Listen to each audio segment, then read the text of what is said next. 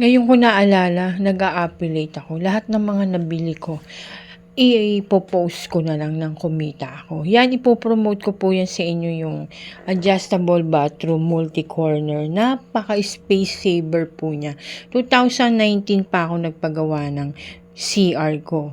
Yan, nabili ko po yan 2019. Kaya masasabi ko po sa inyo na matibay po talaga siya. Kaya makikita ninyo yung stainless niya dyan, kalakalawang na nga. Tapos napakaganda niya, tingnan mo. May sabitan ng sabon, may lagayan ng toothbrush. May lagayan naman po ako ng toothbrush dun sa labas. Kasi ang CR namin, ang style po, nasa labas po yung lababo. Hindi ko pinalagay sa loob ng CR kasi matagal maligo ang aking anak. Kaya po naandyan yung toothbrush kasi simula nung nagkaroon kami ng heater, ang sarap niya magsipilyo habang naliligo. Hindi ako nagmamadali, hindi ako nalalamigan kasi nga may heater na po kami.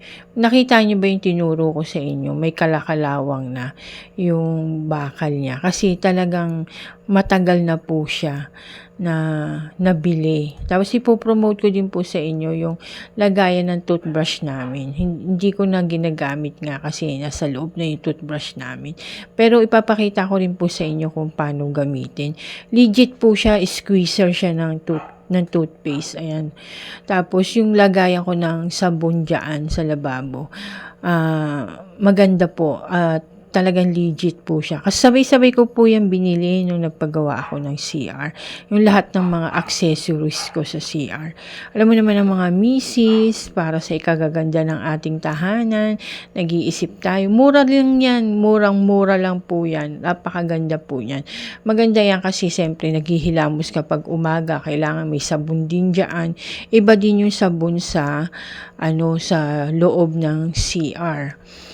Kaya, ayan, bumili kayo, i-click nyo po ang yellow basket. Ay, ang salamin, hindi ko yan maipopromote sa inyo kasi binili ko po yan sa bilihan ng tiles. Ayan, nabili ko rin po yan kaso nakalimutan ko kung anong pangalan.